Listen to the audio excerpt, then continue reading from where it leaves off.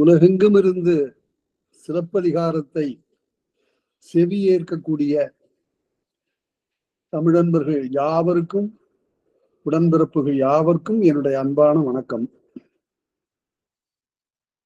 இந்த சிலப்பதிகாரத்தை பாடம் சொல்லுகின்ற போது பெரும்பாலும் அரங்கேற்றுக்கு அதை விலக்கித்தான் பாடம் சொல்லுவது வழக்கம். ஏனென்றால் 175 அடிகளை உடைய அரங்கேற்று காதையில் 15 அடிகள் மட்டுமே வரலாற்று தொடர்பான கோவலன் கண்ணகி மாதவி வரலாற்று தொடர்பான செய்திகளை 15 அடிகளே சொல்லுகின்றன. எஞ்சிய 160 அடிகள் ஆடல் பாடல் ஆகியவற்றினுடைய இலக்கணம் பேசுகின்றன. அதனால அந்த காலத்தில் இருந்த கலை நிலை, அதனுடைய கூறுகள், the ingredients of the ancient art, அதை இன்றைக்கு உணர்வதற்குரிய வழி வகை இல்லாததுனால அந்த பகுதியை பாடம் சொல்லுவது இல்லை. ஆனால் நம்முடைய பழம் செல்வமாக நம்முடைய மூதாதையர் விட்டு சென்ற அருமையான ஒரு கருவூலமாக இருக்கக்கூடிய இந்த அரங்கேற்றுக்காதை நாம் பாடம் சொல்லாமல் போகலாமா? அதற்கு கருவி இல்லாமல் இல்லை. அரும்பத உரையும் அடியார்க்கு நல்லார் உரையும் அதற்கு பிறகு நாட்டார் உரையும் நமக்கு அதற்கு துணையாக இருக்கின்றன.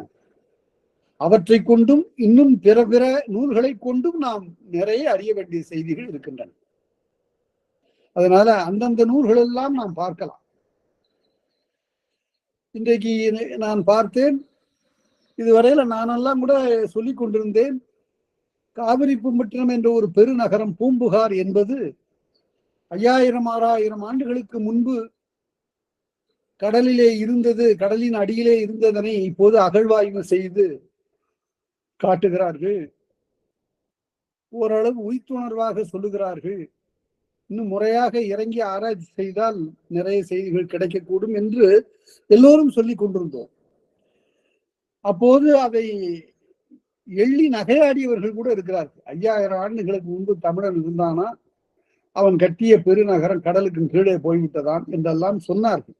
இன்றைக்கு அயல்நாட்டு ஆய்வாளர்கள் சென்ற கிழமையில், அதாவது வாரத்தில் சென்ற கிழமையில் கண்டு என்ன சொல்லியிருக்கிறார்கள் என்றால், 15000 ஆண்டுகளுக்கு முற்பட்டது காவிரிப்பட்டினம், அது கடலின் கீழே இருக்கிறது, 40 கிலோமீட்டர் தொலைவில் அது இருக்கிறது என்று ஆராய்ந்து சொல்லுகிறார்கள். அந்த நகரத்தினுடைய அமைப்பை நாம் இப்போது அடுத்தடுத்த காதைகளிலே பார்க்க போகிறோம். எவ்வளவு ஒரு பெரிய நீண்ட வரலாறு. அதை பார்க்கும் போதுதான் நான் படித்த ஒரு அருமையான ஒரு செய்யுள் எனக்கு நினைவுக்கு வருகிறது. வையம் ஈன்ற தொல் மக்கள்,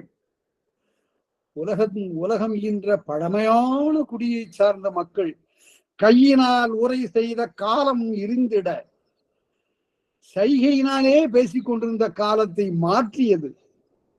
கையினால் உரை செய்த காலம் இருந்திட பைய நாவை அசைத்த பைந்தமிழ்னா.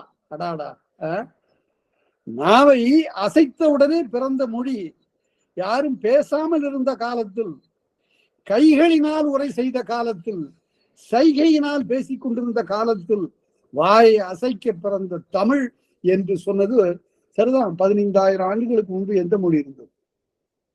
அதனால அப்படிப்பட்ட ஒரு மொழியினுடைய சரியான கலை வடிவமாக இலங்குகின்ற இந்த சிலப்பதிகாரத்தினுடைய அரங்கேற்ற காதையினை நாம் இப்போது பார்த்து கொண்டிருக்கின்றோம். இதுல உங்களுக்கு ஐயங்கள் வரக்கூடும். அவற்றை நீங்கள் பதிவு செய்யுங்கள். நான் எல்லாவற்றுக்கும் விடை உங்களுக்கு அனுப்புவேன். ஆடல் பாடல் அழகு என்று இக்கூறிய மூன்றின் ஒன்று குறைபடாமல், அதாவது ஆடற்கலைக்கு 3 கூறுகள் வேண்டும். ஆடுகின்றவர் ஆணாயினும் பெண்ணாயினும் அவர்களுக்கு முதல்ல அழகு வேண்டும். அடுத்தது ஆடல் என்ற அந்த தொழில் சிறப்பாக நிகழ வேண்டும். அது தொழிலிலிருந்து கலை என்ற நிலைக்கு போய்விட்டது. மற்றதெல்லாம் தொழில் என்ற அளவிலே நின்று விட்டன. ஆடல் என்பது தொழிலிருந்து கலையாகிவிட்டது. இளங்கோவடிகள் ஒருவர்தான் சொன்னார், எண்ணன் கலையும் இருவரு வீதியும் என்று. 8 64 கலைகளை பற்றி அவர் சொல்லுகிறார். 64 கலைகள் என்ன என்பதனை பற்றி நான் ஆராய்ந்து எழுதியிருக்கிறேன். அதை பண்டை பெருநூல்கள் எல்லாம் நமக்கு எடுத்து சொல்லுகின்றன. பின் வகுப்பிலே நான் இந்த 64 கலைகளுடைய பட்டியலை நான் தருகிறேன், பாருங்கள். 64 கலைகள் இருந்தன, ஏதோ எண்ணிக்கைக்காக சொல்லவில்லை. அதுல இந்த ஆடல் கலை மிக மிக சிறந்தது. ஏனென்றால் இது உடல் உறுப்புகள் செயற்படுவது மட்டும் இல்லை, உள்ளம் அதிலே சரியாக அமைந்து தன்னுடைய முத்திரையை அது பதிக்க வேண்டும். அடுத்தபடியாக அதற்கு இசைவாக பாடல் தொடுக்க பெற வேண்டும். வாய்ப்பாட்டு மட்டுமில்லை, கருவி இசையும் வர வேண்டும். தன்னுமை முதலான கருவிகளும் யாழ் முதலாகிய நரப்பு கருவிகளும் அதிலே பங்கு பெற வேண்டும். அதனால ஆடல் பாடல் அழகு என்று இக்கூறிய மூன்றின் ஒன்று குறைபடாமல் 7 ஆண்டு இயற்றியோர். இந்த பெண் 5 வயதில் தொடங்கி மாதவி 7 ஆண்டுகள் பயின்றார். 7 ஆண்டுகள் பயின்ற பிறகு மன்னவர்க்கு காட்ட வேண்டி நாட்டை ஆளுகின்ற கரிகார் பெருவளத்தான் இதனை காண வேண்டும் என்று கருதி அவன் முன்னிலையிலே அரங்கேறுகிறாள் இந்த ஆடல் மகள். நான் சொல்லுகின்ற இந்த சொற்கள் எல்லாம் சிலப்பதிகாரத்தினுடைய சொற்கள் தான். ஆடல் மகள் என்ன கோவலன் சொல்லுகிறான், அவளை திட்டுவதற்கு பயன்படுத்த, ஆடல் மகள் ஆயிழை ஆதலின் பாடு பெற்ற பைந்தோடி தனக்கு. என்ன இருந்தாலும் ஆட்டக்காரி தானே ஐயா அப்படின்னு அவன் ஒரு சினத்துல பேசிட்டான். அப்படி இப்படி பேசிட்டானேங்கிற வருத்தம் நம்மளையெல்லாம் விட இளங்கோவடிகளுக்கு அதிகமா இருந்தது. அதனால பின்னாடி என்ன செய்துட்டாருன்னு கேட்டா, அதே கோவலன் மாதவியை பாராட்டி, நான் சொன்னது தவறு, தன் தீது இளன் என தளர்ச்சி நீங்கி. அதனால சிலப்பதிகாரத்தை அப்படி படிக்கணும். அதான் அந்தந்த இடத்த படிச்சுட்டு அப்படியே பொருள் சொல்லிட்டு போயிட்டா அது இன்னும் பின்னும் அரிமா நோக்கும்பா. இலக்கணத்துல இந்த சிங்கம் வர்றது மாதிரி இருக்கணும். பாடம் சொல்லும் போது அரிமா நடை வேண்டுமா. சிங்கம் என்ன பண்ணும், முன்னாலையும் பின்னாலையும் பார்த்துக்கிட்டே தான் நடக்கும். அது போல ஒரு பகுதியை பாடம் நடத்துகிற போது அதுக்கு முன்னும் பின்னும் அமைந்த அடிகளை எல்லாம் எடுத்து காட்டி அதற்கு இயல்பு காட்டணும். அது மிக இன்றியமையாதது. இப்ப இதெல்லாம் நான் கொஞ்சம் விரிவாக சொல்லுவதற்கு காரணம், இந்த தலைமுறையோடு சிலப்பதிகாரம் போய்விடக்கூடாதுங்கிற கவலை தான். இதை கேட்கக்கூடிய எல்லாரும் நீங்க இனிமே இவற்றை அப்படியே இந்த செய்திகளை எல்லாம் கொண்டு போய் அடுத்த தலைமுறை கொண்டு போய் விட்டால் நம்முடைய தமிழ், நம்முடைய சிலப்பதிகாரம் நீண்டு நிலைத்து நிற்கும். அப்ப ஆங்கிலத்தில எல்லாம் மொழிபெயர்க்க தொடங்கி இருக்கிறார்கள். ஆனால் இந்த செய்திகள் எல்லாம் ஆங்கிலத்திலும் பிற மொழிகளிலும் சொல்லப்படுகிற போது சொல்லப்பட வேண்டும். 7 ஆண்டு. இப்ப பாருங்க, ஒரு இலக்கணம் நமக்கு தெரிஞ்சு போச்சு. அதாவது நாட்டியம் அல்லது நடம்ங்கிறது தான் சொல்லு. நடம் கற்றுக்கொள்ளக்கூடியவர்கள் 7 ஆண்டுகள் பயிற்சி பெற வேண்டும். அது 5 ஆண்டுகள் தொடங்கணும். நான் முன்பே சொன்னேன், ஒரு கழைக்கூத்தாடி என்ன செய்வான், ஒரு குழந்தையாக இருக்கக்கூடிய பருவத்திலேயே தன்னுடைய பிள்ளைகளை அதுல பழக்குவான். மூங்கில்ல கட்டி இருக்கக்கூடிய கயிற்றுல ஏறி நடனம் ஆடணும். அந்த பருவத்துல கையும் காலும் வளைந்தால்தான் சரியாக செயல்பட முடியும். அதனால அதற்கு 7 ஆண்டு இயற்றியோர் 26 ஆண்டில் ஆக 12 வயது. இப்ப ஒரு கணக்கு போட்டு பாருங்க. இப்ப மாதவிக்கு 12 வயது. 12 வயதுல இந்த கலைமகள் இவ்வளவு சிறப்பாக தன்னுடைய நடனத்தை காட்டுகிறாள். உடனே தலைக்கோலி என்ற அந்த பட்டத்தை மன்னன் மாதவிக்கு வழங்குகிறான். அதாவது ஆடலிலே மிகச் சிறந்த பெண் என்ற அந்த பட்டத்தை அவள் பெறுகிறாள். இது அரங்கேற்று காதையில இறுதியில சொல்லப்பட போகிறது. இப்ப உங்களுக்கு ஒரு செய்தி சொல்லுகிறேன். அப்ப கோவலனுக்கு என்ன வயது? 28 வயது. இது நான் கணக்கு போட்டுதான் சொல்றேன். ஏன்னா 16 வயது திருமணம் ஆகிற போது 2 ஆண்டு அகவையான் என்று இளங்கோவடிகள் சொல்லியிருக்காரு. இப்ப 12 ஆண்டு மாதவிக்கு. அதனால 28 ஆண்டுகள்ல இருக்கிறான் கோவலன். கண்ணகிக்கு அப்ப 24 வயது. இந்த கணக்கு சரியா இருக்கும் முற்றிலும். கரிகார் பெருவளத்தானுடைய அவையரங்கிலே ஏறி காட்டல் வேண்டி நன்னர் விருப்புடையோள் நற்குணமும் மிக்குயர்ந்தோள் சொன்ன குலத்தால் அமைந்த தொன்மையாய் ஏய்ந்த கற்பினள் ஆடலும் பாடல் 12 ஆண்டு அழகு இம்மூன்றும் வாய்ந்த அரங்கேற்றம் வழக்கு என்று பரத சேனாபதியம் இந்த இலக்கணத்தை சொல்லுகிறது. பரத சேனாபதியம் என்பது ஆடல் இலக்கணம் கூறுகின்ற ஒரு நூல். நமக்கு கிடைக்காமல் போன நூல்கள்ல இது ஒன்று. இந்த பரத சேனாபதியம் என்ன சொல்லுகிறது என்றால், ஆடலிலே மிக்க விருப்புடையவளாக இருந்து அதற்குரிய பாடல் அழகு ஆகியவற்றை எல்லாம் கொண்டிருந்த ஏய்ந்த கற்பினாள், உயர்ந்த கற்பு நெறியிலே பிழையாமல் இருக்கக்கூடிய அவள் 12 ஆண்டில் வாய்ந்த அரங்கேற்றம் வழக்கு, அவள் அரங்கேற்றத்தை காட்டினாள் என்று பரத சேனாபதியும் சொல்லுகிறது. இப்ப ஆடலாசிரியனுடைய அமைதி சொல்லப்படுகிறது. ஒரு அடியார்கல்லாறு அரும்பத உரைகாரர் அமைதின்னு சொல்லுவதெல்லாம் இலக்கணம் என்று பொருள். ஆடலாசிரியனுக்குரிய இலக்கணத்தை இந்த அமைதிங்கிற சொல்லுக்கு அகராதியில் எழுதுகிற போது, பல பொருளும் எழுதுகிற போது இலக்கணம் என்று எழுத வேண்டும். ஆடலாசிரியனுடைய அமைதி சொல்லப்படுகிறது. ஒவ்வொரு பதத்திற்கும் நாம விரிவாக விளக்கம் சொல்லித்தான் ஆக வேண்டும், இல்லாவிட்டா விளங்காமல் போகிறோம். இருவகை கூத்தின் இலக்கணம் அறிந்து, அமைதி இலக்கணம், இருவகை கூத்தின் இலக்கணம் அறிந்து 2 கூத்தை 2 வகையாக பிரித்தார். இந்த 2 வகையில பல 2 வகைகளை சொல்லுகிறார்கள் உரையாசிரியர்கள். அதுல நாம் எதை எடுத்துக்கொள்வதுன்னு பார்ப்போம். அதாவது 2 வகையான கூத்து அந்த காலத்தில் இருந்தது. வசை கூத்து, புகழ் கூத்து. பாராட்டுவது, அதே போல வசை பாடுவது. வசை பாடுவதற்கு கூட கூத்து உண்டா என்று கேட்கலாம். கொஞ்சம் ரொம்ப ஆழமாக நாம சிந்தித்து பார்க்கணும்.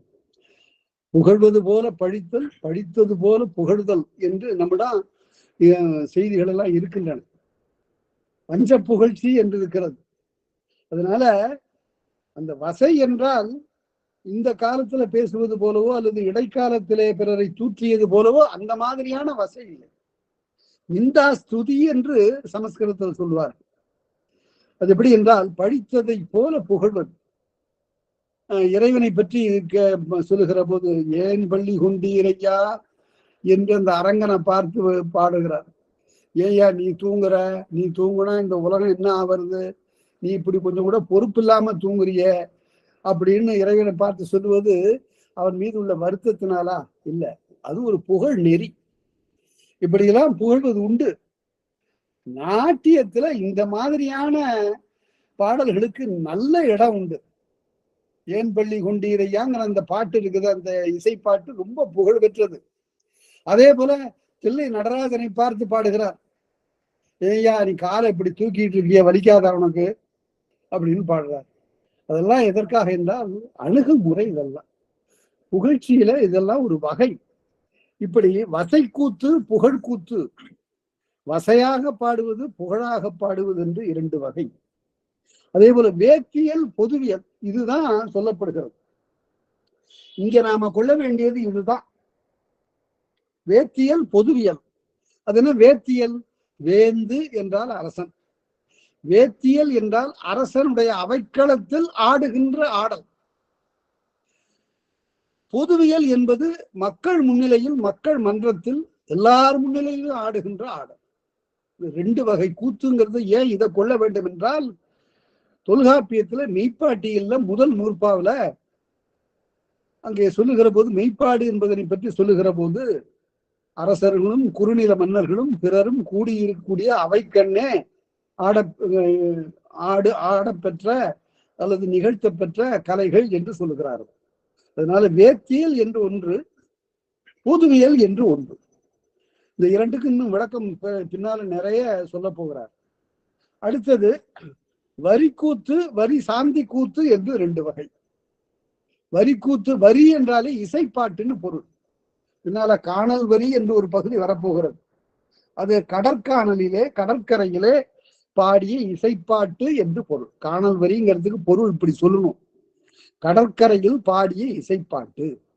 கடற்கரையில் யார் பாடினார்கள் அங்க நம்ம பார்க்கலாம். அந்த இடத்துல கடற்கரையில அந்த காலத்துல என்ன செய்வார்கள் என்றால், முழு நிலா காலத்தில் ஆங்காங்கு கடற்கரை மணலிலே திரை சீலைகளாலே மறைப்பு கட்டி கொண்டு உள்ளே உட்கார்ந்து கணவன் மனைவியராக இருப்பவரும் காதலியரும் பிறரும் உட்கார்ந்து யாழ் இசைத்து கொண்டும் பாடிக்கொண்டும் அந்த நிலவு பயன் துய்ப்பார்கள்.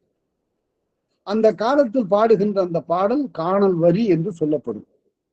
அதனால அதுபோல வரி கூத்து, வரி சாந்தி கூத்து, அடுத்தது சாந்தி கூத்து, வினோத கூத்து. எல்லாவற்றுக்கும் விளக்கம் இப்ப நான் சொல்லுவேன். சாந்தி கூத்து, வினோத கூத்து, ஆரிய கூத்து, தமிழ் கூத்து. அது ஆரிய கூத்தை பற்றி குறுந்தொகையில வரும். கடை கூத்தாடிகள் அவ்வாறு ஆடுகின்ற அந்த கூத்தை ஆரிய கூத்து என்று சொல்லக்கூடிய நிலையை நாம் குறுந்தொகையில பார்க்கலாம். இயல்பு கூத்து, தேசி கூத்து, இத்தகைய கூத்துகளை எல்லாம் பார்த்து இப்ப இதுக்கு கொஞ்சம் விளக்கம் சொல்லணும். வசை கூத்து என்பது ஒரு இகழ்வது போல ஒரு புகழுகின்ற ஒரு பாட்டு.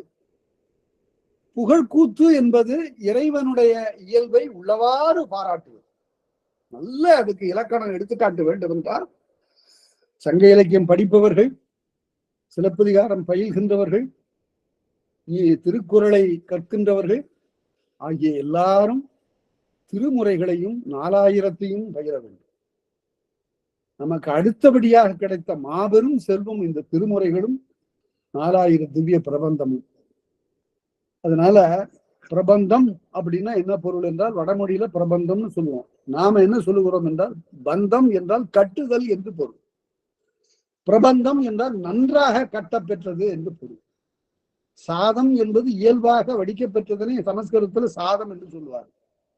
அது மிக உயர்ந்தது என்று சொன்னால் பிரசாதம் என்று சொல்வார். அது இறைவனுக்கு படைக்கப்பட்டது என்று பொருள். அதுபோல பிரபந்தம் அப்படின்னா மிக உயர்ந்தது, மிக உயர்வாக கட்டப்பெற்றது, நல்ல யாப்புடையது என்று பொருள். இப்ப புகழ்கூத்துக்கு ஒரு எடுத்துக்காட்டு நான் சொல்லுகிறேன் பாருங்க. அருமையான பாட்டு. இந்த பாட்டுக்கு ஈடு இணையா ஒரு பாடலை நாம பார்ப்பது கடினம். குனித்த புருவமும் கொவ்வை செவ்வாயிர் குமிழ் சிரிப்பும்.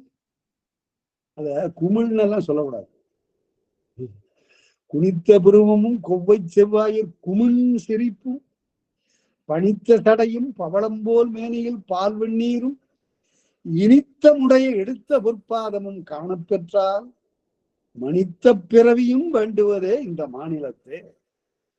தில்லையில போய் திருநாவுக்கரசர் ஆடுகின்ற அம்பலத்தானுடைய வடிவத்தை பார்த்து விட்டு அவர் பாடுகின்ற பாட்டு. அங்க போன உடனே அவருக்கு என்ன அனுபவமா, இறைவன் அப்படி கைய அப்படி வைத்திருக்கிறார். 3 விரல்களை அப்படி விரித்து 2 விரலை அப்படி ஒன்றாக வைத்து அந்த கோலம் இருக்கிறது, நடராஜருடைய கோலம். அந்த கூத்த பெருமான் அப்படி இருப்பது நாவுக்கரசருக்கு என்ன தோன்றிட்டாம், சேக்கிழாரும் எழுதுகிறார். என்று வந்தாய் அப்படின்னு கேட்கிறாராம். எப்பப்பா வந்த நீ அப்படின்னு கேட்கிறாராம். அதாவது எங்கெங்கோ பல தலங்களுக்கெல்லாம் போனார பிறகு சைவர்களுக்கு தலைமையாகிய தில்லைக்கு வர வேண்டும் என்ற உணர்வு மேம்பட தில்லைக்கு வருகிறார். வந்தபோது அங்கே இருக்கக்கூடிய அந்த திருவுருவை பார்க்கின்ற போது அவருக்கு என்று வந்தாய் என்று கேட்கிறார் இறைவன். நான் அந்த என்று வந்தாய் என்பதற்கு நான் சொல்லுகிற பொருள் வேற. உங்களுக்கு உடன்பாடாக இருந்தா ஏற்றுக்கொள்ளுங்கள். என்று வந்தாய் என்றால் ஏன் அப்படி கேட்கிறார் இறைவன்? மற்ற யாரையும் கேட்காம நாவுக்கரசரன்னு கேட்டா, அப்பா சமண சமயம் போயிருந்தாயே, அதற்கு பிறகு என்று வந்தாய் கேட்பது மாதிரி இருக்குது. என்ன, இறைவன் தான் சூளை நோய் கொடுத்து அவரை ஆண்டு கொண்டு சைவத்திற்கு திருப்பியவன். அதனால அந்த நிலையில அவர் பாடு குனித்த புருவம், அதாவது புருவத்தை காட்டிடலாம்.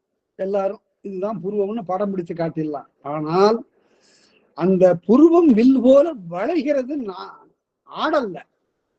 இறைவனுடைய ஆடற் காட்சியை பாடுகிறாருங்க, அதை மறந்து விடக்கூடாது. இறைவனுடைய திருக்கோலத்தை பாடவில்லை, இறைவனுடைய ஆடற் காட்சியை பாடுகிறார்.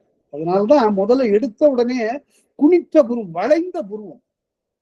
புருவம் முன்பே வளைந்ததுதான், அதற்கு இங்கே ஒரு மெய்ப்பாடு காட்டுவதற்காக புருவம் வளைந்தது. குனித்த புருவம் கொவ்வை செவ்வாய், கொவ்வை செவ்வாயும் இயல்பானது, ஆனால் அதுல குமிழ் சிரிப்பு, இதழ்கள்ல ஒரு குறுகிய அழகான சிரிப்பு.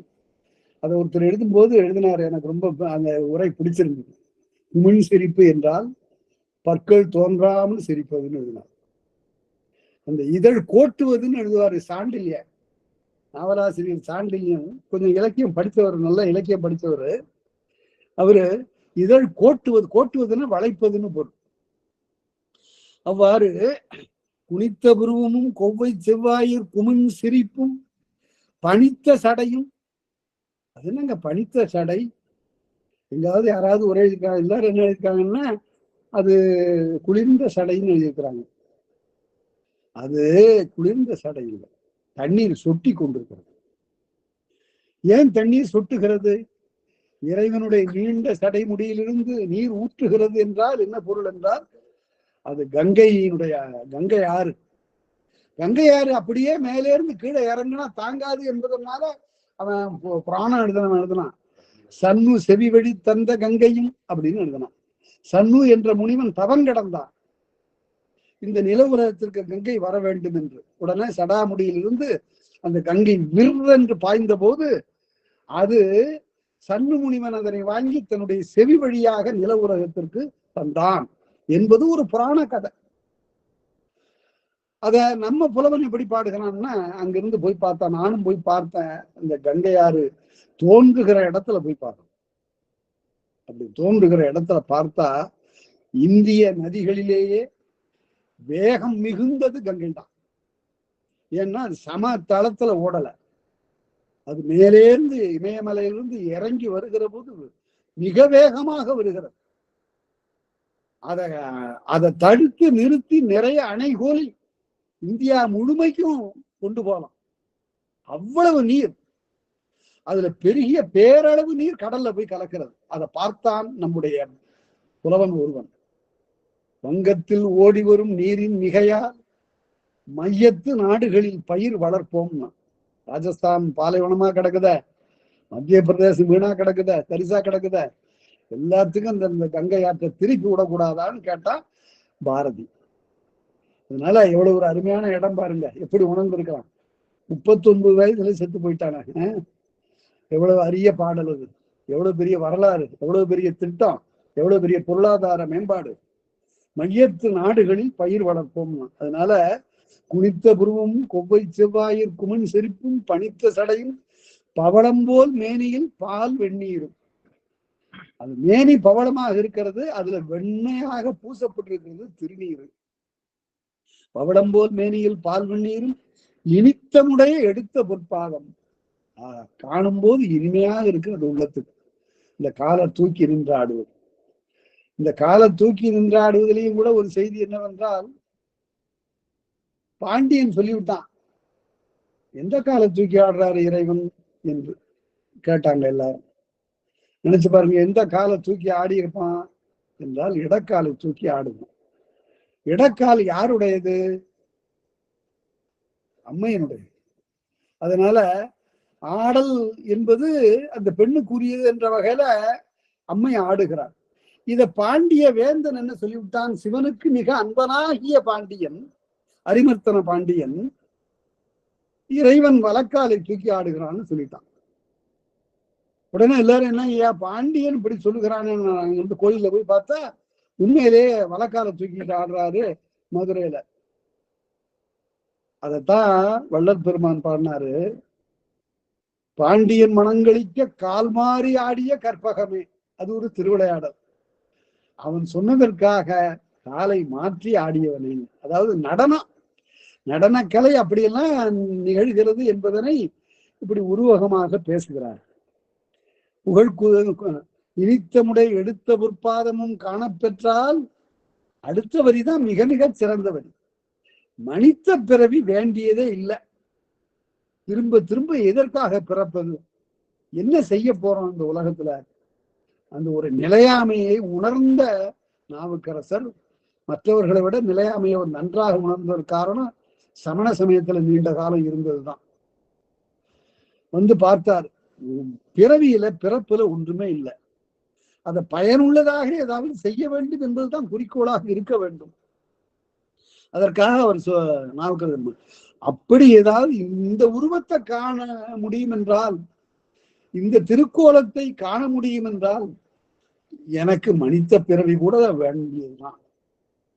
மனித பிறவியும்ங்கிறதுல உண்மை இழிவு சிறப்பு என்று சொல்லுறது.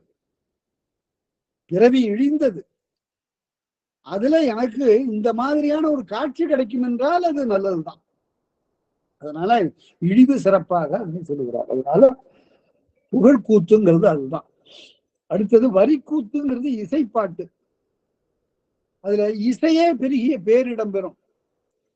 வடமொழியில சாகித்யம் என்று சொல்லுவார்கள், தமிழ்ல அதனை பாட்டு. அந்த பாட்டினுடைய சொல்லை விட, பாட்டில் அமைந்த சொற்களை விட அங்கே பாடப்பெறுகிற சுரம் முதலாயின அதிகமான இடம் பெறும். அதுதான் வரி கூத்து. அது பின்னாடி நம்ம காணல் வரியில பார்க்க போறோம். அதுல சுரதாளங்கள் மிகுதியாக இருக்கும். அடுத்து சாந்தி கூத்து. அத சாந்தி கூத்து என்பது 4 வகைப்படும்: சொக்கம், மெய், அபிநயம், நாடகம். 4 வகையாக அது சொல்லப்படும். அதெல்லாமே எல்லாமே விளக்கப்படும். அத நீங்க வாய்ப்பு கிடைக்கிற போது எங்காவது நூலகத்தில் இருந்தாலும் சரி, அல்லது வாங்கி கொண்டாலும் சரி, திருவாவடுதுறை ஆதீனம் ஒரு நூலை வெளியிட்டிருக்கிறது. ஒரு அருமையான ஒரு நூல், ஆடல் வல்லான் என்று அந்த நூலுக்கு பெயர். அதுல 108 கரணங்கள், சிவபெருமான் கையும் காலும் அசைத்து ஆடிய 108 வகையான ஆடல் வகை முத்திரைகள். அதை பற்றி அவர் விளக்கம் எழுதியிருக்கிறார். வேற யாரும் எழுதல. முதல்ல அவர் தான் எழுதினாரு. அப்புறம் பிறகு பின்னால அந்த பெருமக்கள் அதற்கு விரிவும் விளக்கமாக எழுதியிருக்கிறார்கள். ஆடல் வல்லான் என்று அவர் பெரும்புலவர். ஐயா பேராசிரியர் தண்டபாணி தேசிகர் அண்ணாமலையிலும் மதுரை பல்கலைக்கழகத்திலும் பணி செய்தவர். அவர் எழுதியிருக்கிறாரு. அந்த ஆடல் வல்லான பாத்தீங்கன்னா, தஞ்சை பெரிய கோயில்ல இந்த 108 கரணங்களையும் சிற்பமாக வடிப்பதற்குரிய ஏற்பாட்டை ராஜராஜ சோழன் செய்தான். ஆனால் 81 முத்திரைகள் மட்டுமே செதுக்கப்பட்டிருக்கின்றன.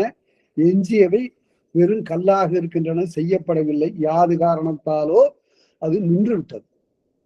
ஒருவேளை ராஜராஜனுடைய காலம் முடிந்திருக்கலாம், அல்லது செய்த சிற்பியினுடைய காலம் முடிந்திருக்கலாம். என்னவோ அது அப்படியே. இப்போதும் இந்த கோபுரத்திற்கு உள்ளே போய் பார்த்தால் அந்த 81 கரணங்களை பார்க்கலாம். அதனால அப்படிப்பட்ட அது சாந்தி கூத்து. அதற்கு பிறகு வரி சாந்தி கூத்து என்பது கழாய் கூத்து. அதாவது மூங்கிலின் மீது கயிறு கட்டி ஆடக்கூடியது. அடுத்து வினோத கூத்து. அது புதுமையான கூத்து. குறவை முதலாகிய நாட்டியம், குடக்கூத்து, குறவை கூத்து, நோக்கு, தோற்பாவை இவையெல்லாம் அதுல அடங்கும். அடுத்து குறவை கூத்து, வள்ளை கூத்து, துணங்கை கூத்து, இந்த 3ம் நம்முடைய சங்க இலக்கியத்திலே சொல்லப்படுகின்ற கூத்துகள். இந்த குறவை கூத்துங்கிறது காம பொருளாகவும் வெற்றி பொருளாகவும் வரும். அது தேருக்கு முன்னால ஆடுவது, தேருக்கு பின்னால ஆடுவது என்று 2 வகைப்படும். முன்தேர் குறவை, பின்தேர் குறவை என்று தொல்காப்பியம் அதனை எடுத்து சொல்லும். வள்ளை கூத்து என்பது மகளிர் உலக்கையை பற்றி கொண்டு உரல்ல நெல்லை இட்டு அல்லது வேறு தானியங்களை இட்டு சுற்றி சுற்றி பாடிக்கொண்டே ஆடுவது. துணங்கை கூத்து என்பது கை பிணைத்துக் கொண்டு மகளிர் திருவிழா காலத்தில் ஆடவரும் மகளிருமாக ஆடுகின்ற ஆடல். இவ்வாறு இவையெல்லாம் இருக்கு. பழைய சங்க இலக்கியத்துல வேலனை அழைத்து ஆடுகின்ற வெறியாட்டு இருக்கிறது. இந்த இருவகை கூத்தின் இலக்கணம் அறிந்து இப்ப மாதவி அரங்கிலே ஆடுகிறாள். எந்த அரங்கு? மன்னவர்க்கு காட்டல் வேண்டி என்பதனால இது வேத்தியல். வேந்தன் இருக்கக்கூடிய அவையில ஆடுகின்ற அதற்குரிய இலக்கணத்தை அறிந்து பல வகை கூத்தும் விளக்கினில் புணர்த்து. இந்த விளக்கு என்பதற்கு பொருள் பார்க்கணும். ஒரு நடனத்திலே இடையிலே வரக்கூடிய பாட்டு என்று பொருள். ஒரு ஆட்டத்துல ஒரு கருத்தை அபிநயம் பிடித்து ஒரு பெண் காட்டுகிறாள் என்றால் அடுத்த அபிநயத்திற்கு போகின்ற போது இடையில ஒரு பாட்டு வரும். இது முன்னரே எப்படி இதை பற்றி நான் நீள நினைந்து பார்த்தேன். அது என்ன? அது அதாவது 2 வேறு செய்திகளை தன்னுடைய முத்திரையினால் காட்டுகின்ற அந்த பெண் இந்த 2ஐயும் ஒன்று சேர்த்து கருத்து குழப்பம் ஏற்பட்டு விடக் கூடாது என்பதற்காக நடுவுல ஒரு பாட்டு வரும். இது என்னன்னு சொல்றது அப்படின்னா, இதுதான் விளக்கு. ஆங்கிலத்தில் சொன்னா டைக்ரஷன். ஒரு செய்தி அப்படி போயிட்டு இருக்கும்போது கொஞ்சம் விலகி வேற ஒரு செய்தியை காட்டுவது. டைக்ரஷன்ங்கிறது ரொம்ப பொருத்தமான ஆங்கில சொல். இருக்கு பல சொற்களுக்கு பொருத்தமான ஆங்கில சொல் கிடைப்பதில்லை. ஏன்னா இது கிளாசிக்கல் லாங்குவேஜ், இது மாடர்ன் லாங்குவேஜ். அங்க இருக்கக்கூடிய பல அறிவியல் சொற்களுக்கு நாம ஆக்க வேண்டி இருப்பது போலவே நம்முடைய மிக பழைய கலை சொற்களுக்கெல்லாம் நாம ஆங்கிலத்துல இனிமேல் தான் பார்க்கணும்.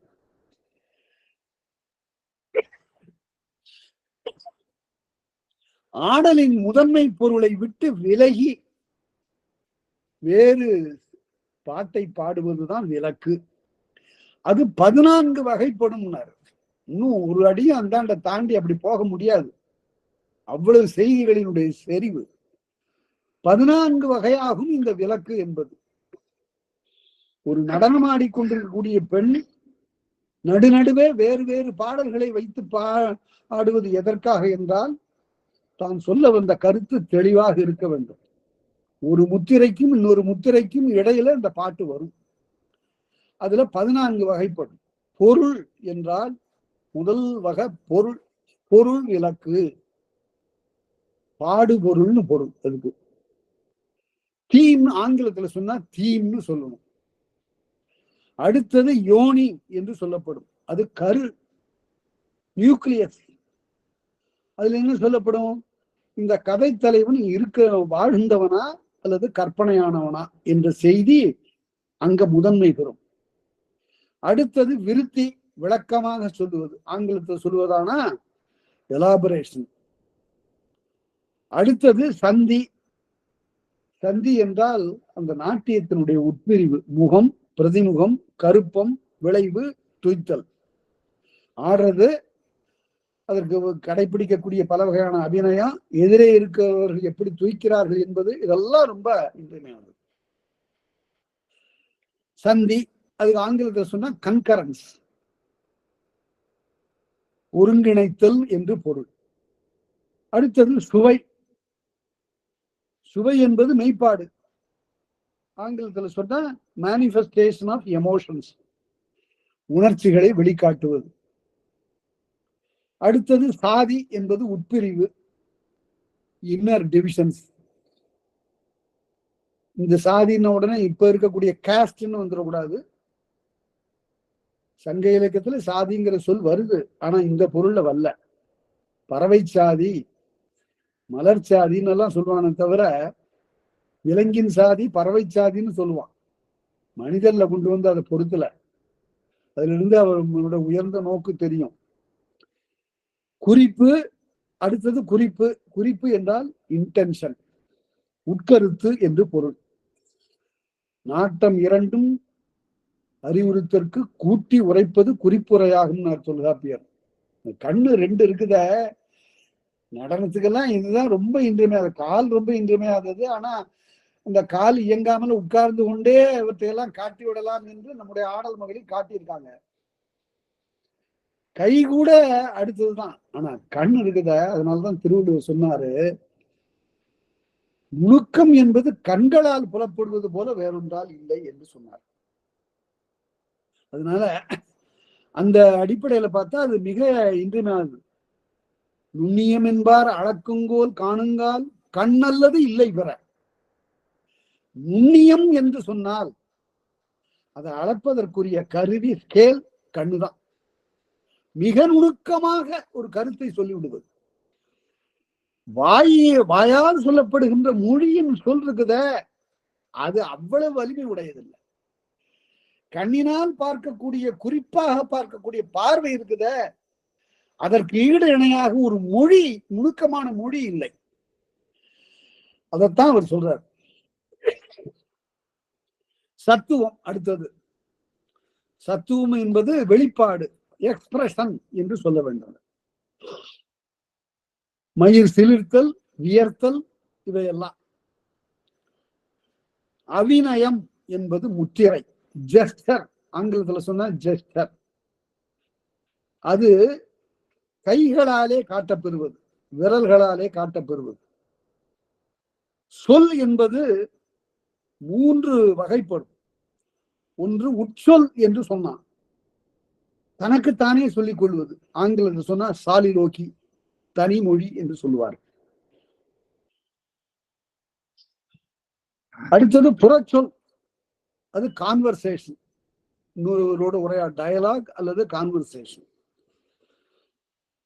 அடுத்தது ஆகாய சொல் என்று சொன்னான், விசும்புரை சொல்லலாம்.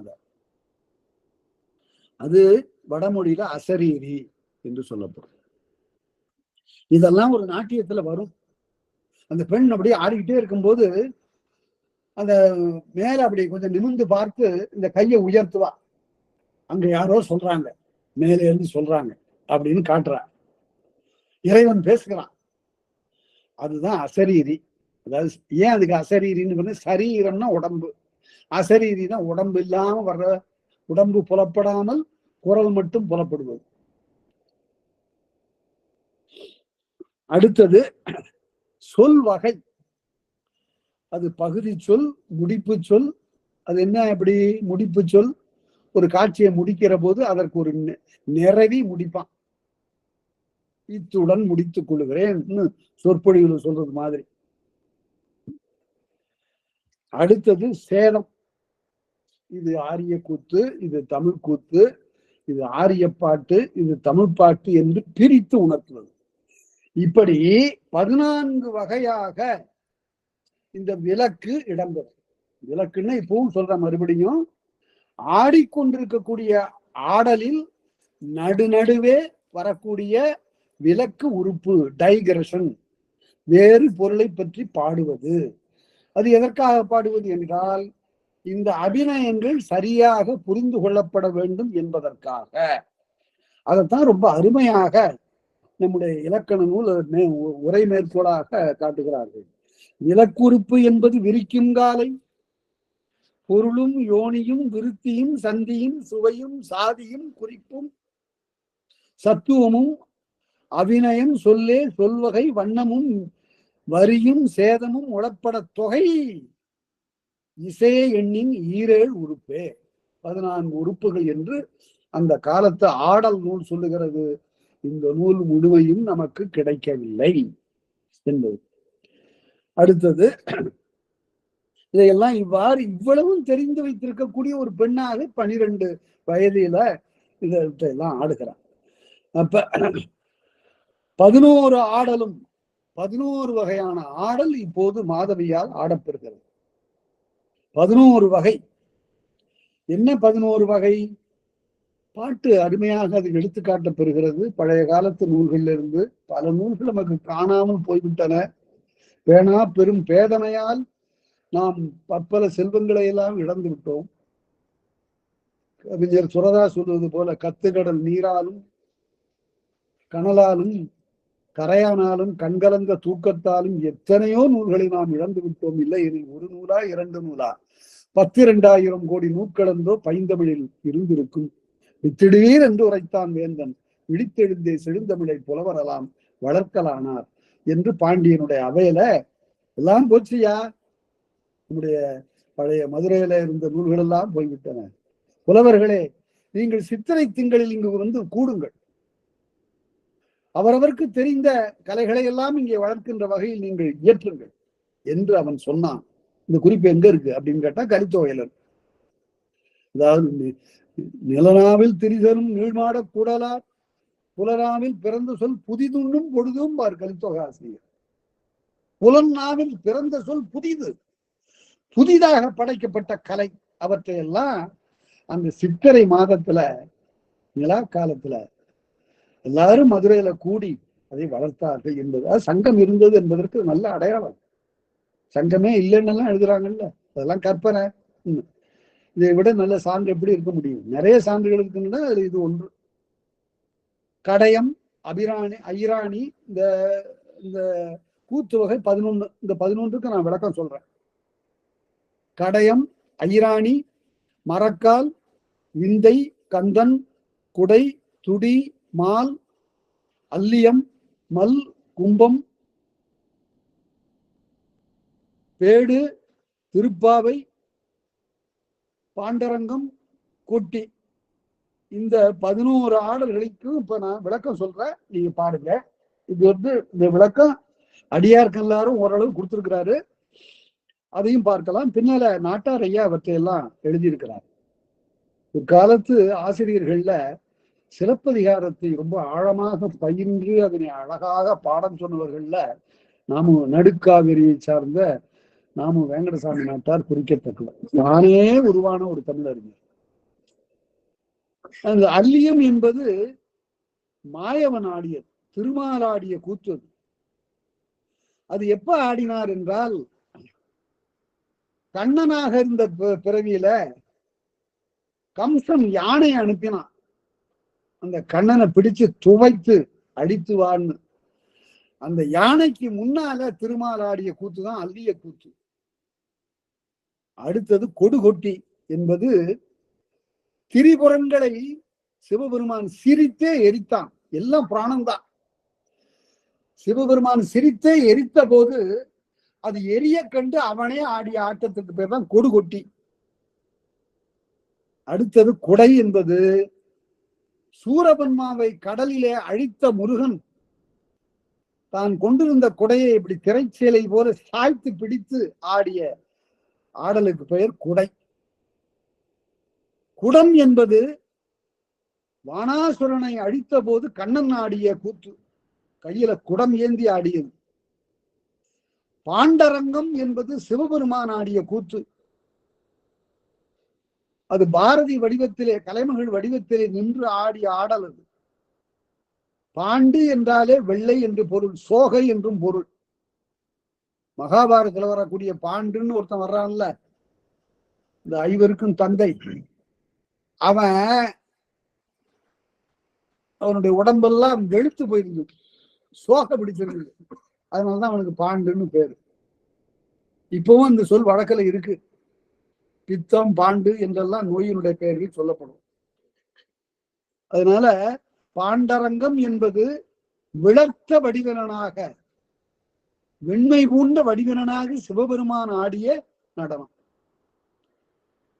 அடுத்தது மல் என்பது மல்லாடல், வானாசுரனை அழித்த போது திருமால் ஆடியது. இந்த 6 ஆடலும் நின்று ஆடுவது, அதுதான் மிக இன்றியமையாதது. இந்த 6 ஆடல்களும் நின்று ஆடக்கூடிய ஆடல்கள். அடுத்து வரக்கூடிய 5 ஆடல்களும் வீழ்ந்து ஆடல், தரையில படுத்து ஆடுதல், உட்கார்ந்து ஆடுதல், படுத்து ஆடுதல். அது துடி என்பது முதல் ஆடல். அது வேல்முருகன் சூரனை அழிப்பதற்காக ஆடிய ஆட்டம், தரையில அப்படி படுத்து புரண்டு ஆடுகின்ற ஒரு ஆட்டம், அது துடி. அடுத்தது கடையம் என்பது பாணாசுரனுடைய அரண்மனைக்கு எதிராக இந்திராணி ஆடிய ஆட்டம், அவனை அழிப்பதற்காக. பேடு என்பது காமன் பெண் வடிவம் எடுத்து ஆடிய ஆட்டம், அது வருணாசரனை அழிப்பதற்காக ஆடிய ஆட்டம். மரக்கால் என்பது ரொம்ப இன்றியமையாதது. இது மரக்கால் என்பது காளி நடனம் ஆடிய போது அசுரர்களா என்ன செய்தார்களா, பாம்பு, தேடு, நட்டுவாக்காளி அதெல்லாம் நிறைய கொண்டு வந்து விட்டான். உடனே காளி என்ன செய்தாள், மரக்காலை வைத்துக் கொண்டு பூட்டி கொண்டு காலில் ஆடினாள். அதான் மரக்கால் என்று பெயர். பாவை என்பது இலக்குமி திருமகள் கொல்லிப்பாவை வடிவம் எடுத்து ஆடிய நடனம். 11 ஆடலும் மாதவி அந்த அவையில் ஆடினாள். அப்ப 12 ஆண்டுல எப்படி ஒரு நிறைந்த கலை செல்வியாக அவள் விளங்கினாள் என்பதற்கு ஒரு அறிவு. இந்த மாதிரியான ஒரு கலை நுணுக்கம் எங்காவது பார்க்க முடியுமான்னு பாருங்க. அதாவது கலை என்பதே எதிர இருக்கக்கூடியவனை அந்த உலகத்திற்கு கொண்டு போயிடணும். அவனுக்கு அந்த உணர்வே வரக்கூடாது. வந்ததுன்னா அந்த கலை தோற்று போச்சுன்னு பொருள். அதாவது சீன நாட்டுல ஒரு வரலாறு உண்டு. அது அரசன் கூப்பிட்டானா, உலகத்திலே மிகச்சிறந்த ஒரு ஓவியன், அவனை கூப்பிட்டு எனக்கு ஒரு உதவி செய்ய முடியுமா? என்ன வேண்டும் அரசே? என்னுடைய படுக்கை அறையில் அழகான இயற்கை காட்சியை நீ வரைந்து கொடுக்க வேண்டும். காமம் சார்ந்த காட்சிகள் வேண்டாம், அழகான இயற்கை காட்சிகளை நான் காலையில் எழுந்த உடனே கண்விழித்து பார்க்கும் போது அருமையா இருக்கும். வேண்டாம் அரசே. ஏன் இப்படி சொல்ற? அதுல அதனுடைய விளைவு நன்றாக இருக்காது. அப்படியா? இல்ல நீ வரைந்து கொடு, நான் பார்த்துக்கிறேன். சரி என்று சொல்லி வரைந்தான். பெரிய ஒரு மலையை வரைந்தான். மலையிலிருந்து அருவி மேலேருந்து அப்படியே பொங்கி வடிந்து ஊற்றுமாறு வரைந்தான். அதுல சில மீன்கள் துள்ளுமாறும் வரைந்தான். இந்த இயற்கை காட்சி அப்படியே ரொம்ப அருமையா பார்த்த உடனே யாரையும் மயக்கக்கூடியதாக இருந்தது. உடனே ஒரு பொன் முடிப்பை எடுத்து அந்த ஓவியனுக்கு இந்த அரசன் கொடுத்த போது, அரசே நாளை காலையில் வந்து வாங்கிக் கொள்கிறேன். ஏன் அப்படி சொல்ற? காலையில் காரணம் புரியும். மறுநாள் காலையில அங்கிருந்து வருகும் போது அரசனுடைய 2 கண்களும் சிவந்து போயிருக்கு. என்ன அரசே, இரவெல்லாம் தூங்கலையா? ஆமா. ஏன் தூங்கலன்னு கேட்டேன். இந்த அருவியினுடைய சத்தம் தாங்க முடியல. அது மட்டும் இல்ல, நானும் சும்மா இல்ல, இந்த 2-3 மீன்கள் அப்படியே துள்ளி பாஞ்சு பாருங்க, இந்த அறையில எங்கேயோ இருக்குன்னு மண்டி போட்டுட்டு தொழாவி தொழாவி பார்த்தேன். எப்படி தூங்குறதுன்னு. அதாவது இது ஒரு கற்பனை. இதை வில் டுராண்ட் என்ற மாபெரும் அறிஞன் எழுதியிருக்கார். அவனுடைய நூல்ல எனக்கு ரொம்ப ஈடுபாடு. The story of civilisation 7 volume. படிக்க படிக்க ரொம்ப இன்பமா இருக்கும். அதுல இது ஒரு செய்தி. இதுல என்ன செய்தி என்றால், கலை என்பது ஒரு மனிதனை தன்னை மறக்க செய்யும். அதுதான் இன்றியமையாதது. அதாவது அதுக்கு நேர் மாறா ஒன்று சொல்றேன். ஒரு நாடகம் நடந்துட்டு இருக்கு. அதுல அந்த முதலாளி திடீர்னு செத்து போயிடுறாரு. செத்து கிடக்குறாரு. அந்த வீட்டுல இருக்கிற ஆட்கள்ல யாரோ ஒருத்தன் தான் கொன்று விட்டான் என்று தெரிகிறது. காப்பி ஒருத்தன் கொண்டு வந்து கொடுத்தான், சமயக்காரன். காப்பி குடிச்சாரு, செத்து போயிட்டாரு. செய்தித்தாளை ஒருத்தன் கொண்டு வந்து கொடுத்தா, அப்பவே ஒரு செத்து கிடக்குறாரு. சரி என்று உடனே காவல்ல இருந்து வர்றாரு ஒரு ஆளு. அவருக்கு துணையா ஒரு கான்ஸ்டபிள் வர்றாரு. 2 பேரும் உட்கார்ந்து ஒரு மேலாளரும் ஒரு ஊழியருமாக விசாரணையை தொடங்குறாங்க. காலையில யார் பார்த்தா முதல்ல? ஐயாவை. நான் தான் பார்த்தேன். நீ என்ன பண்ண? நான் போய் ஒரு காப்பி கொடுத்தேன். அதுக்கு பிறகு நான் பார்க்கவே இல்லைங்க அவரை, ஐயாவை. அடுத்தபடி யாரு அப்படின்னு ஒவ்வொருத்தரா விசாரிக்கிறான். ஒவ்வொருத்தரா கேட்கும் போது அதே கேள்வி, அதே பதில். நாடகத்தை பார்த்துட்டு இருக்கிறவனுக்கெல்லாம் தாங்கல. போயிடலாம் தான், ஆனா அந்த யார் கொன்னாங்கிறத தெரிஞ்சுட்டு போனா நிம்மதியா இருக்கும். அதனால திரும்ப திரும்ப பார்த்துக்கிட்டே இருக்கிறாங்க. அந்த சமயத்துல அங்கிருந்து ஒருத்தன் கையை கட்டிட்டு வந்து என்னன்னா, என்ன ஐயா, நான் தாங்க ஏகாம்பரம். ஏகாம்பரமா? நீ யாருப்பா? அப்படின்னு. நான் தாங்க ஐயாவுக்கு வந்து காப்பியில விஷத்தை போட்டு கொடுத்தேன். என்ன ஐயா அது குழப்பமா இருக்கு, இப்படி ஒருத்த நாடகத்துல இதுவரையில இல்லையே அப்படின்னா. அப்ப அவன் சொன்னான், இல்லையா, நான் பார்த்துட்டு இருந்தேன் நாடகத்தை. இந்த நாடகத்துக்கு ஒரு முடிவே வராது போல அது பாட்டுக்கு போயிட்டு இருக்கு. அதனால ஒரு முடிவுக்கு கொண்டாடு. எல்லாரும் ரொம்ப அங்க துன்பப்பட்டு இருக்கிறாங்க. அதனால இந்த குற்றத்தை நாமாவது ஏத்துக்கிட்டு எல்லாருக்கும் விடுதலை கொடுக்கலான்னு தான் வந்தேன். அதாவது இப்படி இருக்கக்கூடாது. நாடகம் இப்படி, அதாவது காணுகின்ற உலகம் வேறு, காட்சி படுத்துகின்ற உலகம் வேறு. இந்த 2 உலகத்துக்கு இருக்கிற இடைவெளி இருக்குது. அது ரொம்ப ஒன்று கலந்து விடக்கூடாது. மேடை அரசனாக நடிப்பவன் கீழே இறங்கி அங்கிருந்து வந்து தன்னுடைய சுருட்டுக்கு நெருப்பு கேட்கக்கூடாது. அதே போல கீழே இருக்கிறவன் மேடைக்கு போயிடக்கூடாது. இதுதான் நாடகத்தினுடைய இலக்கணம். அதெல்லாம் பின்னாடி சொல்ல போறாரு. அதாவது இதனை போன்ற ஒரு இலக்கண நூல், இந்த அரங்கேற்றுக்காதை போல ஒரு இலக்கண பகுதி எங்கும் இல்லை. தேடி தேடி பார்த்தாலும் இவ்வளவு செய்திகளை எந்த நூலும் தராது. அது அவ்வளவு பெரிய கல்விமானாக அவர் விளங்கி இருக்கிறார் இளங்கோவடிகள். அவ்வளவு பயின்று இருக்கிறார். அதனால்தான் ஆராய்ந்து பார்த்தால் சேர நாட்டுல இவர் எப்படி இவ்வளவு பயின்றார் என்றால், இவருடைய தாய் சோழ நாட்டுக்கார், காவிரி மண்டலத்தில் இருந்தவர், நற்சோனை. அதனால அந்த நற்சோனையினுடைய மகன் ஆதலால், சோழ நாட்டவன் ஆதலால், இந்த சோழ நாட்டினுடைய கலை பெருமை பூரா இந்த அரங்கேற்று காதையில அப்படியே கொண்டுட்டார். அடுத்தது பாட்டும் கொட்டும் விதிமான் கொள்கையின் விளங்க அறிந்தாங்கு. கொட்டு என்பது அதற்காக கருவி இசையது. இவ்வாறு எல்லாவற்றையும் விதிமான் கொள்கையின் விளங்க அறிந்தாங்கு. ஆடல், அதற்கு பிறகு பாடல்.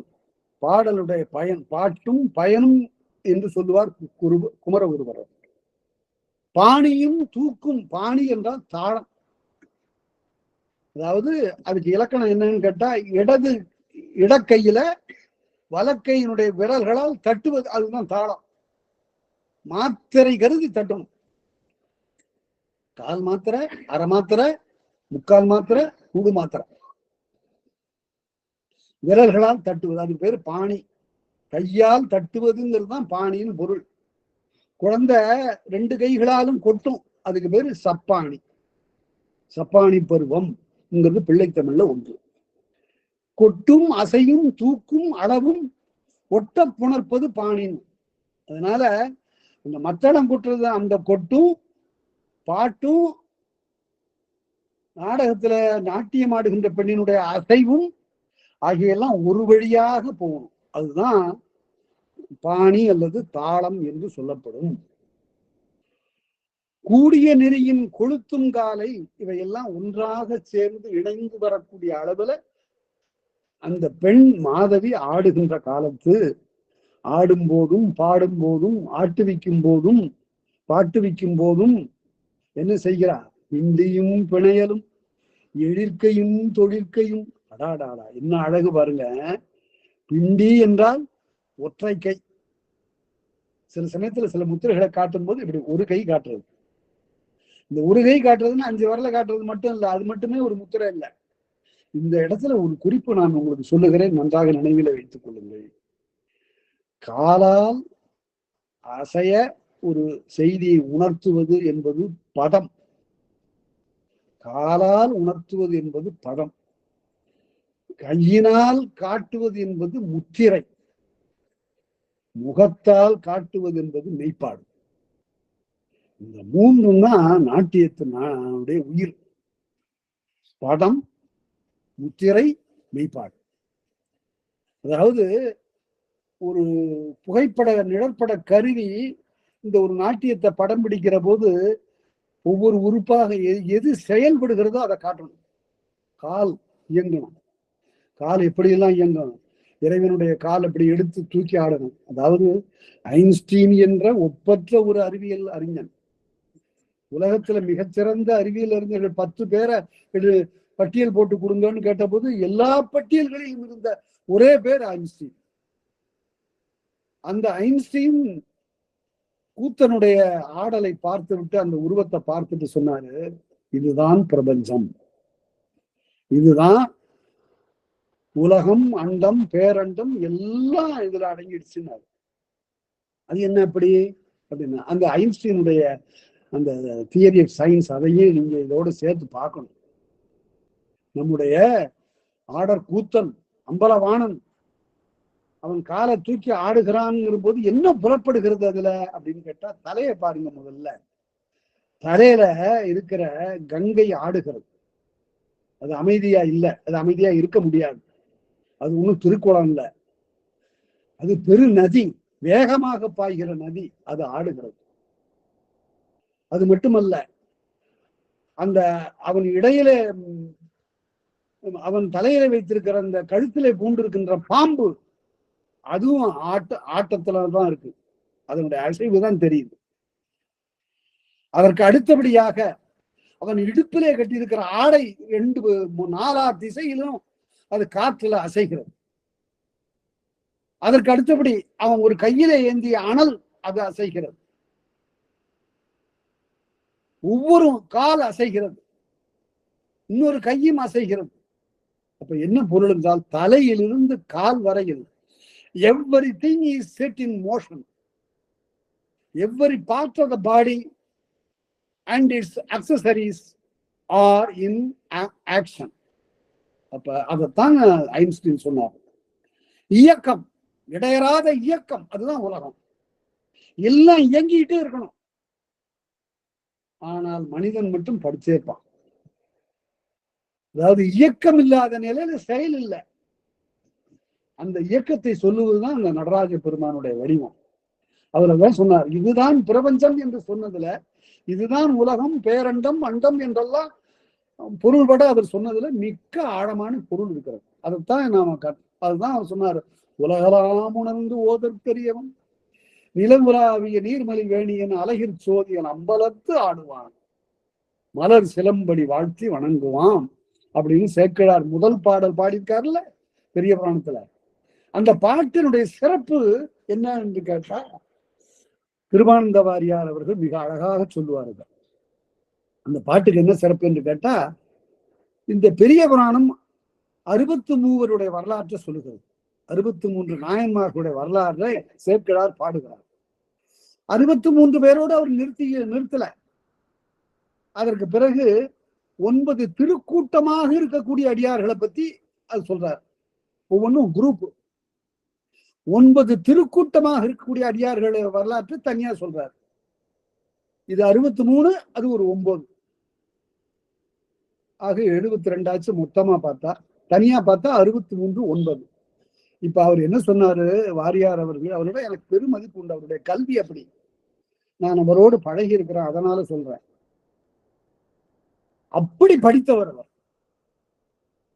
உலகலாம் உணர்ந்து ஓதற்கரியவன்கிறத உணர்நிலையில பார்த்தால், சொற்களை பிரிக்காமல் பார்த்தால், உலகலாம் உணர்ந்தோதற்கரியவன் நிலவுலாவிய நீர்மலி வேணியன் அழகிற் சோதியன் அம்பலத்தாடுவான் மலர் சிலம்படி வாழ்த்தி வணங்குவான். எண்ணி பார்த்தீங்கன்னா 63 எழுத்து இருக்குமா. அதே பிரித்து எண்ணினீங்கன்னா உலகு எல்லாம் உணர்ந்து ஓதற்கு அரியவன் அப்படின்னு பிரித்து எண்ணினா 72 எழுத்து இருக்குமா. இப்படி அந்த பாட்டை அவர் அப்படி பார்த்திருக்காரு பாருங்க, நுணுக்கமாக. அது இறையருளமைந்த பாட்டுன்னு அதற்கு அப்புறம் விளக்கம் சொன்னார். சரி, அது நமக்கு தேவையில்லை.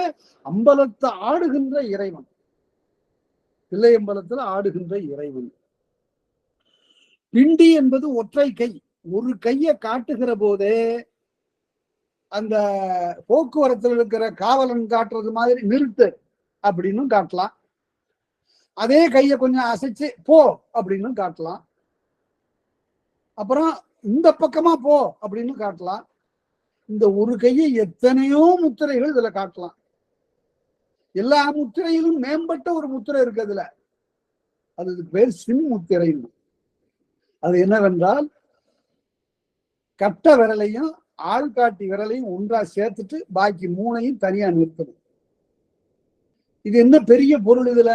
இதுதான் தென்முக கடவுளுடைய முத்திரை. திருக்கோயில்கள்ல, சைவ திருக்கோயில்கள்ல தெற்கு பார்த்து ஒரு தெய்வம் இருக்கும். ஒரு காலை தூக்கி மேல, ஒரு கால் மேல வைத்துக் கொண்டு இருக்கக்கூடிய உருவம். அதற்கு குரு என்று பெயர். தட்சிணாமூர்த்தி என்று வடமொழியில சொல்லுவார்கள். கலித்தொகையில அதனுடைய உருவத்தை பற்றிய வர்ணனை வருகிறது. அது தமிழ் கடவுள், தமிழ் சிற்ப வடிவம். அது என்ன சொல்லுகிறது என்றால், இந்த 3 விலகி இருக்கக்கூடிய விரல்கள் ஆணவம், கண்மம், மாயை ஆகிய 3ஐயும் குறித்தல். ஆள்காட்டி விரல் என்பது உயிர், அதாவது மனிதனை குறித்தது. கட்டை விரல் என்பது தெய்வத்தை குறித்தது. இது இந்த 3ஐயும் விட்டு விலகி பணிந்து தணிந்து போகுமையானால் இறைவனோடு ஒன்றாக சேரலாம். முதல்ல இந்த ஆணவம் என்பது, ஆணவம்ங்கிறதுக்கு இந்த நடுவரல் பாருங்க, நான் தான் பெரிய ஆளு அப்படின்னு சொல்றது இந்த நடுவரல். கண்மம் அதனையோடு ஒட்டி இருக்கக்கூடிய பாவ புண்ணியங்களுடைய தொகுப்பு. மாயை என்பது உண்மை காண ஒட்டாமல் தடுக்கின்ற திரை. இந்த 3ஐ விட்டு விலகி இந்த உயிரானது இருந்தால் இறைவனை போய் சேரலாம், பிறப்பற்ற பெருநிலையை அடையலாம் என்பது. ஏன் இந்த கட்ட விரல் இறைவன் கேட்டா, இந்த விரல் ஒன்றுதான் மற்ற எல்லா விரல்களையும் அதது இருக்கிற இடத்துல போய் அணுகி அதற்கு துணையாக ஆகக்கூடியது. அதனால இவ்வாறெல்லாம் சொல்லுவார்கள் சைவ சித்தாந்தத்துல. பிண்டி ஒற்றை கை, பிணையல் என்றால் 2 கை, இரட்டை கை, 2 கை. அத 2 கைகளையும் இணைத்து காட்டலாம், 2 கைகளையும் கும்பிட்டு காட்டலாம் என்று இப்படி பல முத்திரைகள். பிண்டியும் பிணையலும், இந்த 2 கையும் ஒற்றை கையும் இரட்டை கையும் வச்சுட்டு என்ன காட்டலாம்? எழிற்கையும் தொழிற்கையும். அதாவது நடனத்துல 2 பகுதி உண்டுங்க. ஒண்ணு கருத்தை உணர்த்துவது தொழிற்கை, வா வா வான்னு தாயே யசோதாவா அப்படின்னு பாடுறாள்ல, கண்ணனை வந்து வா வான்னு கூப்பிடுறா. அப்படி கூப்பிடும் போது இந்த ஒரு கையோ ரெண்டு கையோ, அதுக்கு பேரு தொழிற்கை. ஒரு தொழிலை சுட்டுவதனால அது தொழிற்கை. எழிற்கைங்கிறது அழகுக்காக காட்டுவது, கருத்தை உணர்த்துவதற்காக காட்டுவது தொழிற்கை. அப்படி ஒரு தொழிற்கையை காட்டிவிட்டு ஒரு எழிற்கையோடு முடிப்பாத, ஒரு அழகான ஒரு அபிநயத்தோட. அதான் இவ்வாறு பிண்டி பிணையல் எழிற்கை தொழிற்கை என்று இவ்வாறு ஆடி கூடை செய்த கை வாரத்து களைதல். என்ன இந்த நுட்பத்துக்கு ஈடு இணையா எங்கேயுமே பார்க்க முடியாது. கூடைகின்னா ஒற்றை கை, அதாவது பிண்டி தான். அதுவும் ஒரு கையால் செய்த செயல். ஒரு கையால அப்படி ஒரு முத்திரையை காட்டிட்டா உடனே டக்குன்னு ரெண்டு கையால காட்டக்கூடிய முத்திரைக்கு போயிடக்கூடாது. நடுவுல ஒரு சின்ன இடைவெளி விடணும். அப்பதான் இது என்ன அது என்னன்னு புரியும். அதனால கூடை செய்த கை வாரத்து களைதல். ஒரு கையால காட்டின அந்த முத்திரையை உடனே அங்க அதை அப்படி நிறுத்திட்டு ஒரு சிறு இடைவெளி விட்டு அதற்கு பிறகு அடுத்தபடியாக அடுத்த சாப்டர் ரெண்டு கையால காட்டக்கூடியதுக்கு போகணும். இதை களைந்து அதற்கு போகணும். கூடை செய்த கையை களைந்து வாரத்துக்கு போகணும். வாரத்தை காட்டிய கையை களைந்து ரெண்டு கையை களைந்து மறுபடியும் ஒற்றை கைக்கு போகணும். சடபுடன்னு தொடரா காட்டிடக்கூடாது. அந்த இடைவெளி வேண்டும். பிண்டி செய்த கை ஆடலிற் களைதலும், ஆடல் செய்த கை பிண்டியிற் களைதலும். அதாவது ஆடும்போது காலாடுகிறது, கையாடுகிறது, தலையாடுகிறது, முகமாடுகிறது எல்லாம். ஆனா ஒவ்வொன்றும் அதற்கென்று ஒரு பரிமாணம் இருக்கிறது. அந்த வகையில இவ்வாறு ஒற்றை கையால் செய்த அபிநயம், இரட்டை கையால் செய்கின்ற அபிநயம், அது இந்த செயல் அதுல வந்து புகக்கூடாது, அந்த செயல் இதுல வந்து புகக்கூடாது. தனித்தனியாக உணருமாறு ஆடல் நிகழுமிடத்து அபிநயம் நிகழக்கூடாது. ரொம்ப இலக்கணம் பாருங்க. கால் ஆடிட்டு இருக்கும் போது கை வந்து முத்திரை காட்டக்கூடாது. ஏன்னா அந்த காலில் இருக்கிறத புலப்படுத்தணும். அதை முடிச்சுட்டு உடனே கைக்கு வரணும். கை முடிச்ச உடனே முகத்துக்கு போகணும், மெய்ப்பாட்டை காட்டணும். இப்படி எல்லாமே ஒரு கோவையாக செயல்படுமாறு அவள் ஆடுகிறாள். ஆடல் செய்த கை பிண்டியிற் களைதலும் குறவையும் வரியும் விரவல செலுத்தி, அத குறவை கூத்து வரி கூத்து ஆகியவற்றையெல்லாம் ஒன்றோடு ஒன்று கலந்து விடாமல் விரவல செலுத்தி, விரவி விடாமல் ஒன்றோடு ஒன்று கலந்து விடாமல் ஆடி ஆடற்கமைந்த ஆசான் தன்னுடும். அதுதான் ஒரு இன்றியமையாத ஒரு குறிப்பு. அந்த காலத்துல உட்கார்ந்துக்கிட்டு ஆசான் ஆட்டி வைக்கல, ஒரு மருங்கு பக்கமாக ஒரு ஓரமாக மறைவிலே நின்று அவன் ஆடிக்கொண்டே இருக்கிறான். அவனும் அதை அவள் பார்த்து பார்த்து சில இடங்கள் ஐயம் வரக்கூடிய இடத்துல அப்படி பார்த்து கொள்வான். அவள் அப்படி பார்த்து கொள்வது அவையோருக்கு தெரியாது. அது ஆடற்கமைந்த ஆசான் தன்னுடன். TH லாரன்ஸ் என்று ஒரு ஆங்கில கவிஞன் எழுதியிருப்பான். நான் அதை படித்தேன். அதை படித்த போது அதை ரொம்ப பாராட்டுவார்கள் எல்லாரும். அதாவது அது ஒரு சாலிலோக்கி, ஒரே மனிதனுடைய உரையாக அமைந்த ஒரு பாட்டு அது. அதாவது ஒரு பெரிய செல்வன் என்ன செய்து விடுகிறான், தன்னுடைய மனைவியை கொன்று விடுகிறான். அவளுடைய படத்தை பெரிதாக ஓவியமாக எழுதி வைத்திருக்கிறான். அப்போது அந்த செல்வனுக்கு அடுத்தபடியாக பெண் கொடுப்பதற்காக அடுத்த நாட்டிலிருந்து ஒருவன் வருகிறான், தூதனாக வருகிறான். போய் பார்த்துட்டு ஐயா அவர் எப்படி இருக்காருன்னு, அவருக்கு நம்ம பெண் கொடுக்கலாமான்னு பார்த்துட்டு வான்னு சொல்லி அனுப்பியிருப்பான் போல இருக்கு. அங்க இருந்து அவன் வந்தான். வந்த உடனே அவனிடம் இவன் பேசுகிறான். என்ன பேசுகிறான்னு கேட்டா, ஏதோ இப்படி திருப்பி வாருங்கள், மெல்ல இந்த படியில் ஏறுங்கள், எல்லாம் அவன் ஒருத்தனே பேசுவான். இன்னொரு பாத்திரம் இருப்பதுங்கிறது இவனுடைய பேச்சாலதான் தெரியும். அதோ பாருங்கள் அந்த படத்தை, இந்த புன்னகைதான் நான் கடைசியாக கண்டது, இந்த புன்னகை எனக்கு மட்டுமே உரியதாக இருந்தால் இப்படி படமாக ஆகி இருக்க மாட்டாங்க. இப்படி பேசுவான். DH அருமையான ஒரு பாட்டுன்னு தான் நம்ம அதெல்லாம் பார்த்தோம். ஆனா இங்க பார்க்கும்போது இவ்வளவு நுணுக்கமாக முகம், கை, கால், இந்த முத்திரைகள்லாம் பார்க்கும்போது அந்த சாலிலோக்கி அல்லது தனிமொழி என்பது, ஒற்றை பாத்திர பேச்சு என்பது ரொம்ப சாதாரணமானது. அடுத்தது, யாழும் குழலும் சீரும் சீரும் மிடரும் தாழ்குரல் தன்னுமை ஆடலோடு. தாழ்குரல் எனக்கு ரொம்ப பிடிச்சது அந்த தாழ்குரல் தன்னுமை என்பது. தாழ்குரல் தன்னுமை என்பது அது என்ன? தாழ்குரல் தான் மத்தளம், தன்னுமைன்னா மத்தளம். அத இசைக்கிறவன் என்ன பண்ணணும்? தாழ்ந்த குரல்ல இசைக்கணும், மந்தமாக இசைக்கணும்னு எழுதுவாங்க. அதனுடைய ஓசை மேலோங்கி விடக்கூடாது. பாட்டினுடைய ஓசையை விட தன்னுமையினுடைய ஓசை அதிகமாகி போடக்கூடாது. ஆடுகின்றவருடைய கால் ஒலியை விட பாட்டு அதிகமான ஓசை பெற்று விடக்கூடாது. அதுக்குதான் முதன்மை. அவளுடைய கால் சலங்கை ஒலி அதற்கு பக்கபலமாக இந்த பாட்டு, இந்த கருத்தை வெளிப்படுத்துகிற வகையில் பாட்டு, அதற்கு பக்கமாக இந்த தன்னுமையினுடைய ஒலி, இப்படி போகணும்.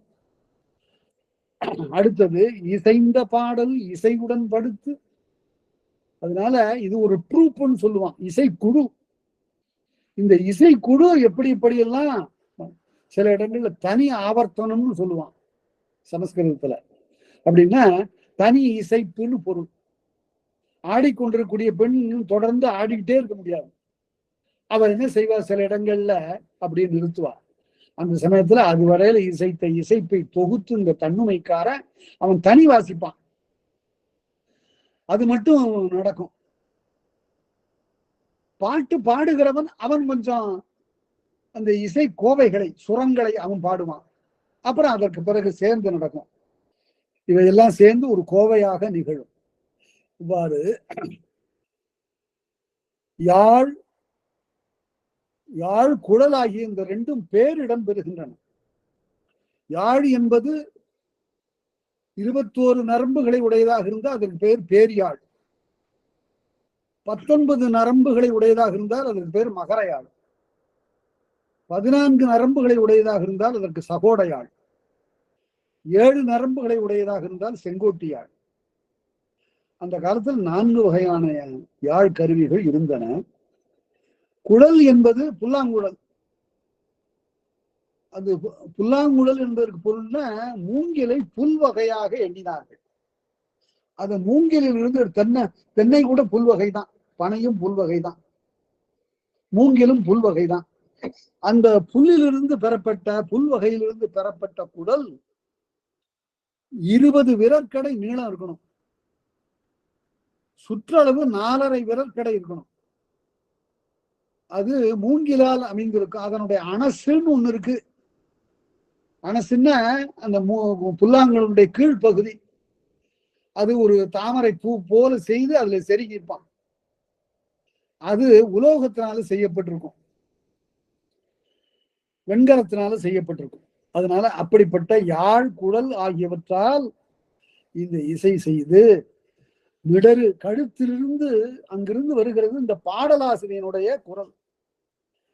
அவனுக்கு 8 இடங்கள்ல இந்த காற்று உட்கார்ந்து, தொல்காப்பியத்தில் சொல்லப்படுவது போலவே நெஞ்சு, மிடரு, நாக்கு, மூக்கு, அண்ணாக்கு, உதடு, பல், தலை, இந்த 8 இடங்களில் அமர்ந்து இந்த இசை குரல் வெளியே வருகிறது. ஆக 11 ஆடலோடு இசைந்த பாடல் இசையுடன் படுத்து வரிக்கும் ஆடற்கும் உரிப்பொருள் இயக்கி தேசிக திருவின் ஓசை கடைப்பிடித்து. தேசிக திருன்னா இயற்சொல், இயற்றமிழ் சொல்லோடு சேர்ந்து இவையெல்லாம் ஒருங்கு நிகழுமாறு செய்து என்று இந்த ஒரு அருமையான ஒரு இசை நிகழ்ச்சியை, ஒரு ஆடலை இவ்வாறு வரிசையாக படுத்தி சொன்னார். அதற்கு பிறகு அடுத்தபடியாக தொடர்ந்து ஆடுமாறும், அந்த அவையில் மன்னவன் அவளுக்கு சிறப்பு செய்யுமாறும், அதற்கு பிறகு நிகழ்கின்ற கதை நிகழ்ச்சியையும் இனி வருகின்ற வகுப்புல பார்ப்போம். கேட்ட அனைவருக்கும் என்னுடைய நன்றி, வணக்கம்.